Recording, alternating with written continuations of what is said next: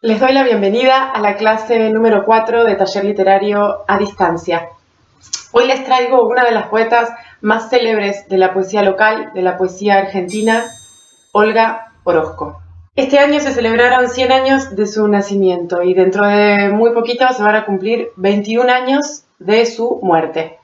Como ella misma lo dice en una entrevista muy linda que le hicieron en Canal Encuentro, que les recomiendo buscar, es muy lindo escucharla porque es como si de cada libro ella tiene algo que decir, como si fueran las piezas de un rompecabezas interminable por definición, incompletable, ¿no? Como no puede ser de otra manera, porque una obra que acompaña la vida misma de la poeta no puede tener un principio y un fin. Y sin embargo, cada uno de esos libros parece encastrar. Tiene algo amoroso para decir y específico de cada uno de esos libros. Les recomiendo mirarla. Habla de su posición, evidentemente, como mujer dentro del canon de la poesía local, de la poesía nacional, y lo que ella dice es que ella no se sintió excluida, porque bueno, eran unos 20 muchachos y ella, solamente ella. Claro, la mujer nunca está excluida, las que estamos excluidas somos las mujeres, ¿no? Porque lo que pareciera no estar previsto es que las mujeres generemos asociaciones entre nosotras. Una mujer en medio de un montón de varones pasa, pero asociaciones de mujeres en el centro del canon artístico, del canon literario, bueno, hasta ahora por lo menos no se ha terminado de ver. Ella dice, de hecho, que antes que ella estuvo Alfonsina Storni, después estuvo ella y después de ella Alejandra Pizarnik, como si hubiera una especie de relevo. A pesar de que Alejandra Pizarnik muere mucho antes que la propia Olga Orozco, de todas maneras ella construye esta tríada, ¿no? Como si constatara una especie de proscripción de facto del conjunto de las mujeres del centro de la vida cultural y de la vida literaria. Se le llama canon literario al conjunto de las obras literarias que son consideradas, digamos, buena literatura o alta literatura, se dice a veces, en virtud de su supuesta calidad. Lo que se constata observando quiénes son los autores, las autoras que forman parte del canon, es que los autores y las autoras que ocupan posiciones socialmente subalternas brillan no por su ausencia, pero por su escandalosa minoría. Teniendo en cuenta esto, no hay que ser particularmente suspicaz para preguntarse por lo menos dos cosas. Por un lado, si realmente las obras del canon están ahí únicamente en virtud de su calidad, aunque solo estén las producidas por varones blancos de clases medias y sobre todo de clases altas, si no hubo y hay alguna exclusión deliberada de otros sujetos y otras sujetas del canon, ¿verdad? A quienes solo se les permite ingresar muy excepcionalmente en virtud de un genio excepcional que deberían o deberíamos tener, ¿verdad? Lo mismo que sucede con las mujeres en cualquier posición de autoridad o de poder. La otra pregunta que podríamos hacernos o la otra consideración que podemos hacer es si la prohibición de estudiar, por ejemplo, o una prohibición de hecho durante buena parte del siglo XX en buena parte del mundo, que pesa sobre las mujeres, que ha pesado sobre las mujeres, o el impedimento de desarrollar carreras artísticas por la sobrecarga de lo que se conoce como trabajo invisible, los trabajos de reproducción de la vida que recaen sobre las mujeres, sobre todo de las clases bajas y medias. También me refiero al trabajo invisible que recae sobre las mujeres, conocido como el trabajo emocional, el trabajo de sostén del resto de la familia, que también es asignado a las mujeres de clases altas, donde, por ejemplo, se espera que ellas sostengan emocionalmente al marido, que es el que tiene el rol legítimo de destacarse en la vida pública o de aportar algo valioso a la cultura. Entonces, decimos, si esta prohibición de acceder a los estudios, a la formación, o si esta proscripción que opera de hecho por la sobrecarga de trabajo invisible, en particular sobre las mujeres, más allá de otros sujetos subalternos, no redujo la posibilidad también de producir obra, generando una desventaja de carácter estructural.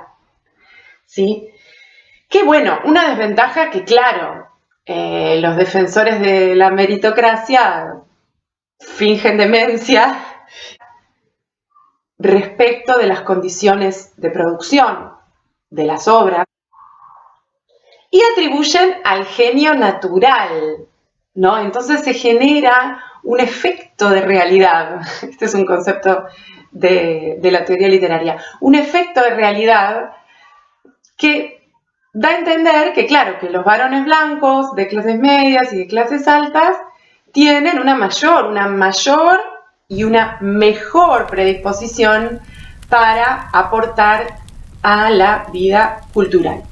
Un ejemplo de esta posición meritocrática es la del célebre crítico literario y teórico y historiador de la literatura estadounidense Harold Bloom, que en el año 1994 publicó El Canon Occidental, donde él fundamenta esta posición meritocrática en relación a lo que él considera la aplastante legitimidad del canon tal como es. Para presentar a Olga Orozco me gustaría leerles un fragmento de cómo ella misma se presenta. Voy a trabajar con este libro, que es la poesía completa de Olga Orozco, editado el año pasado, en 2019, por Adriana Hidalgo Editora. Un libro maravilloso que me regalaron mis alumnas y mi alumno de taller literario del año pasado. Muchas gracias. Le estoy sacando el jugo. En este libro hay unos ensayitos. Al final, uno de ellos se llama, ensayitos de Olga Orozco, uno de ellos se llama Anotaciones para una autobiografía y comienza así. Con sol en Piscis y ascendente en Acuario, y un horóscopo de estratega en derrota y enamorada trágica, nací en Toay, La Pampa, y salí sollozando al encuentro de temibles cuadraturas y ansiadas conjunciones que aún ignoraba.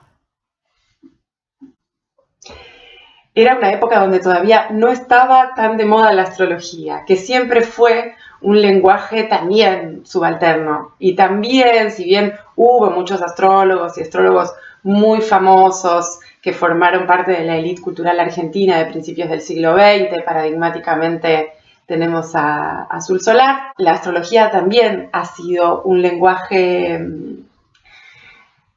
reservado a las mujeres. Olga Orozco se encargó durante muchos años de la sección del horóscopo, justamente de un periódico. Me llama la atención algo de la sonoridad, ¿no? Con Orozco y horóscopo. Voy a leer otro fragmento del ensayo Anotaciones para su autobiografía, para que ya vayamos imbuyéndonos justamente del lenguaje y de la genialidad metafórica y de construcción de imágenes de esta mujer. Cuando chica era enana y era ciega en la oscuridad. Fui creciendo despacio, con una gran prolijidad, casi con esmero, y alcancé las fantásticas dimensiones que actualmente me impiden salir de mi propia jaula.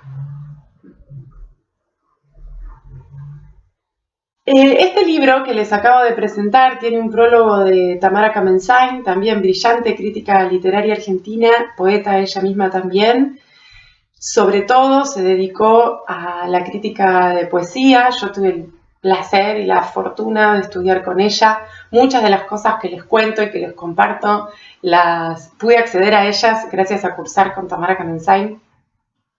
Bueno, ella en este prólogo hace una presentación de la poética, del universo de Olga Orozco, la asocia al surrealismo, cuenta que formaba parte del mismo grupo de poetas que Oliverio Girondo, alguien a quien ella quería muchísimo, y la asocia al surrealismo por el asombro ante el descubrimiento del inconsciente, dice Kamensain, asunto que voy a desarrollar después cuando comente el poema que elegí. También dice Kamensain que a lo largo de su obra, que son 10 libros de poesía y 2 de prosa y de prosa narrativa, dice que Olga Orozco va completando el trabajo de adueñarse de su propia voz.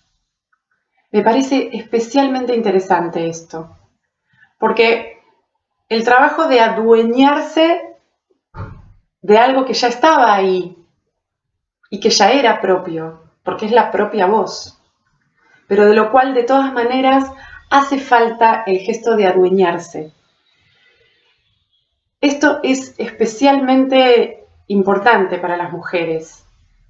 Necesitamos adueñarnos, a veces hasta de nuestros propios cuerpos, que si bien siempre fueron propios y siempre estuvieron ahí,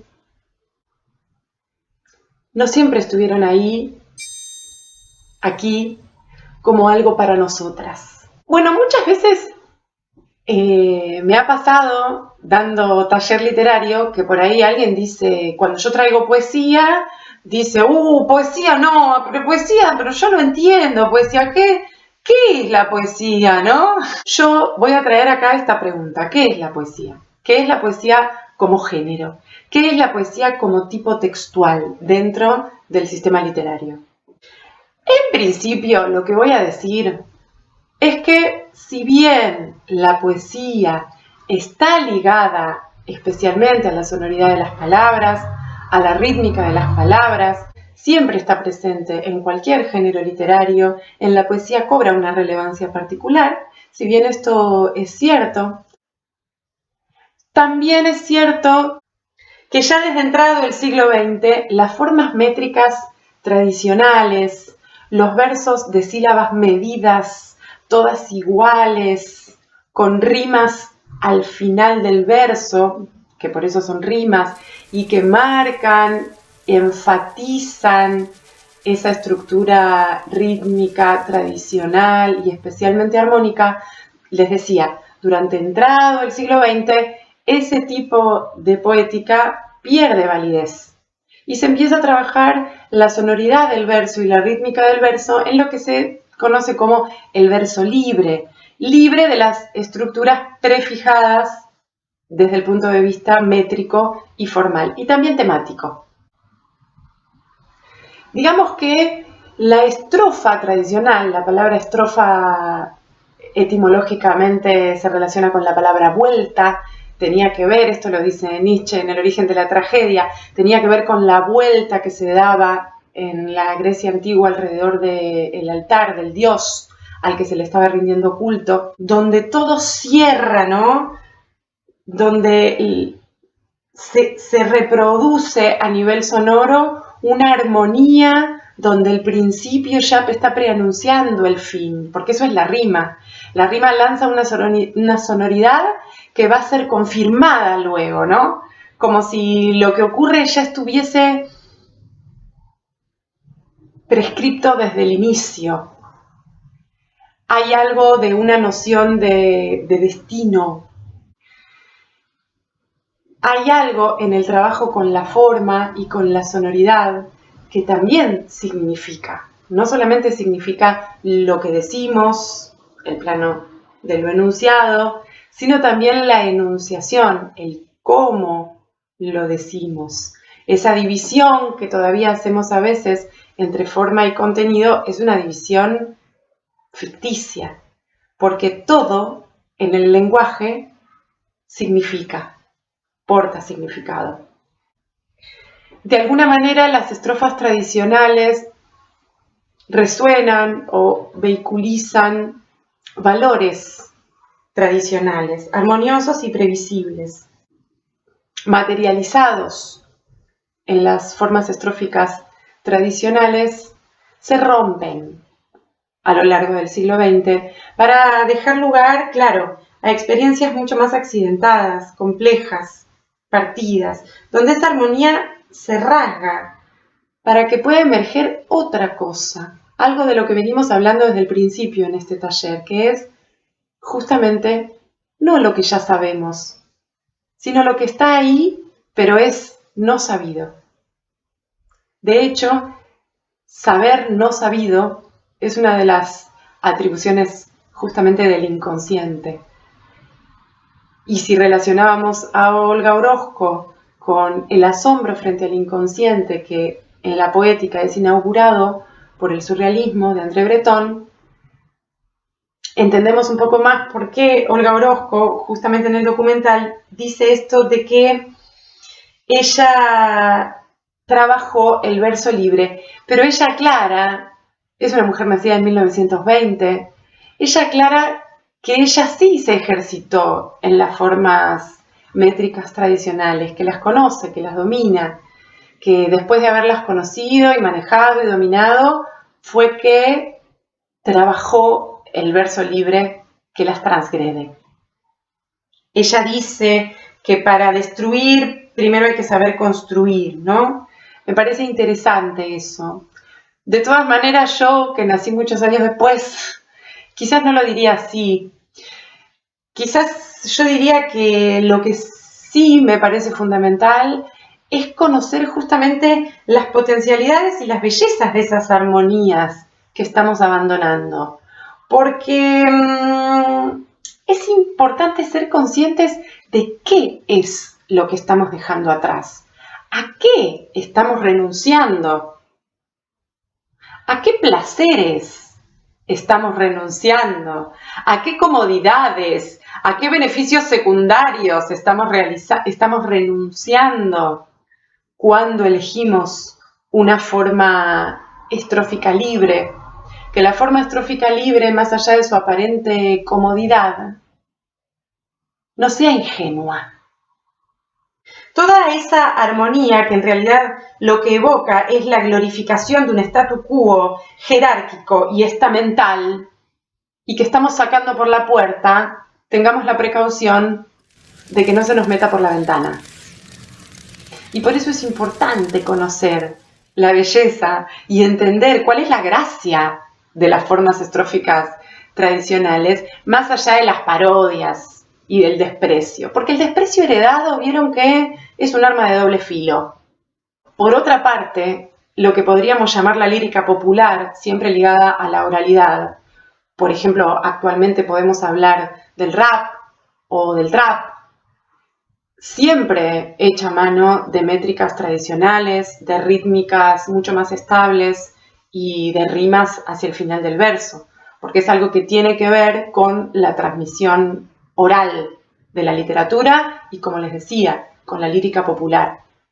Entonces, hay que entender también que la poesía de verso libre es una poesía ligada a la escritura y, por lo tanto, también ligada a las élites.